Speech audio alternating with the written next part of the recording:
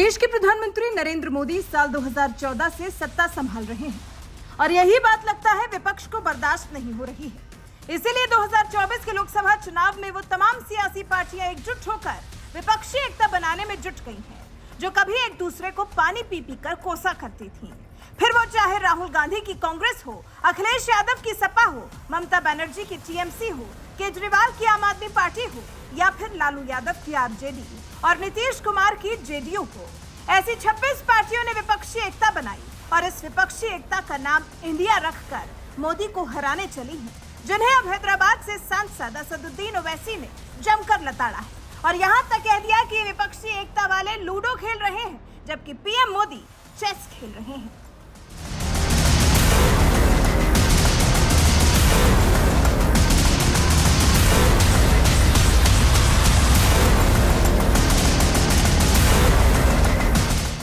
BSP supremo Mayawati, Andhra Pradesh के मुख्यमंत्री YSR Reddy, Odisha के सीएम नवीन पटनायक के साथ साथ एआईएमआईएम अध्यक्ष असदुद्दीन ओवैसी भी एक ऐसे नेता हैं जो मोदी को हराने के लिए बनाई गई 26 दलों की विपक्षी एकता में शामिल नहीं है।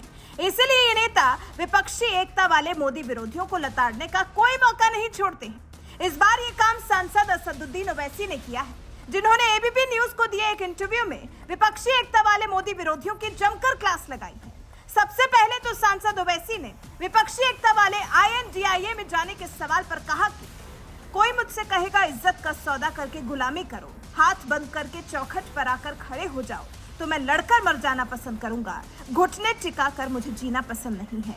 हमें संसद के सामने सूली पर चढ़ा दीजिए। संसद के अंदर हम भाषण दे रहे हैं और संसद के नियम को मान रहे हैं। हमारे तो मात्र 2 सांसद हैं, उसके बाद भी मेरे ऊपर जिम्मेदारी है।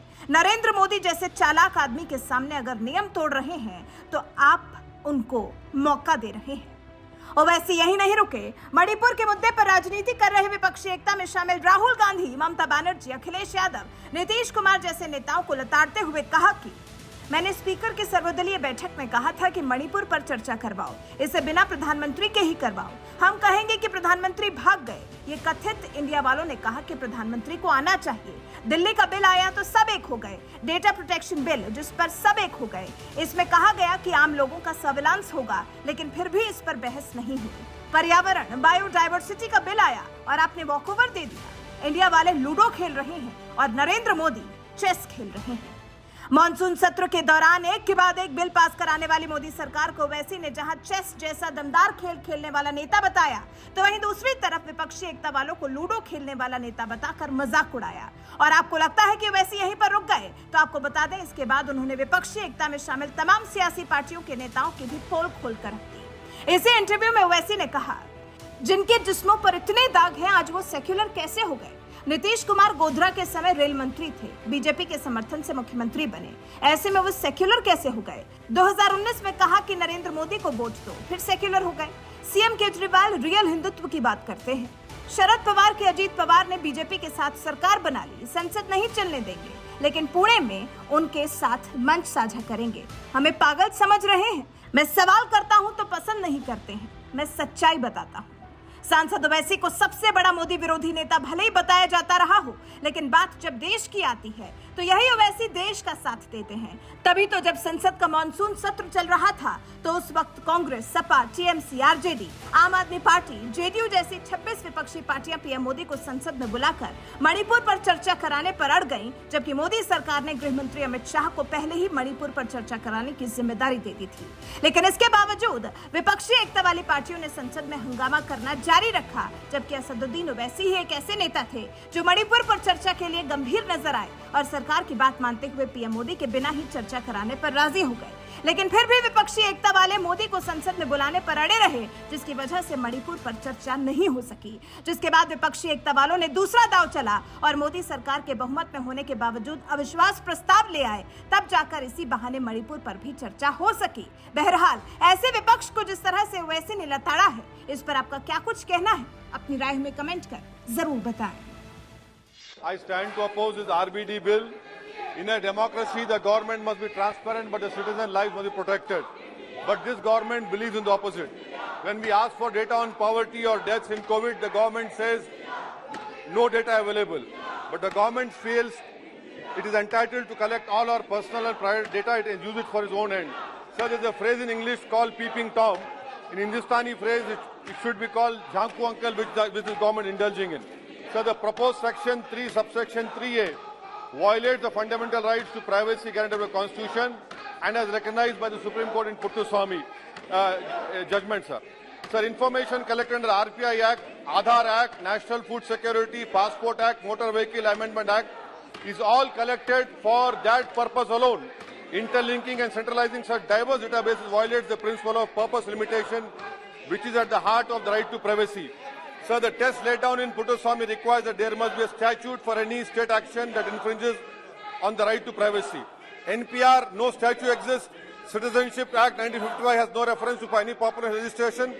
This is backdoor NRC, sir, and it is completely unconstitutional. The government must first tell us when is the census going to happen. Linking of the proposed national database under RBD Act with electoral rolls is fraught with constitutional impropriety.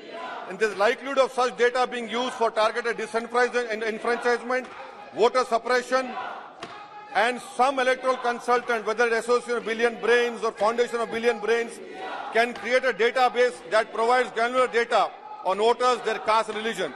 Sir, under RP Act, ERO has a statutory duty to conduct enrollment after assessing evidence.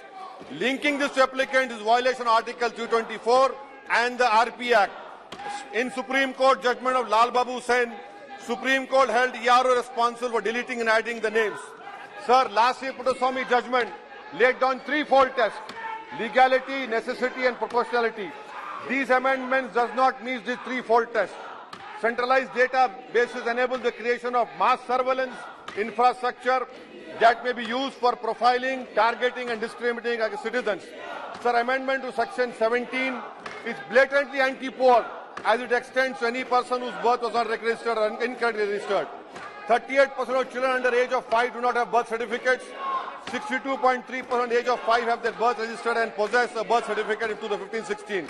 Sir, National Family Health Survey 4 says only 56.4% of people in rural areas have registered births and possess birth certificates, whereas 82% of children under age of 5 richest group had these birth registered and possess birth certificate. In the light of the limitations that are present in birth, death registration, it is unacceptable to allow for such groups to be treated as conclusive and mandatory. Sir, why is the election commission अभी bill pass हो रहा है उसमें सहयोग कीजिए please आप participate कीजिए चर्चा में there will be large scale surveillance. The government can target and delete genuine voters, creating an exclusive criteria for the 2026 delimitation.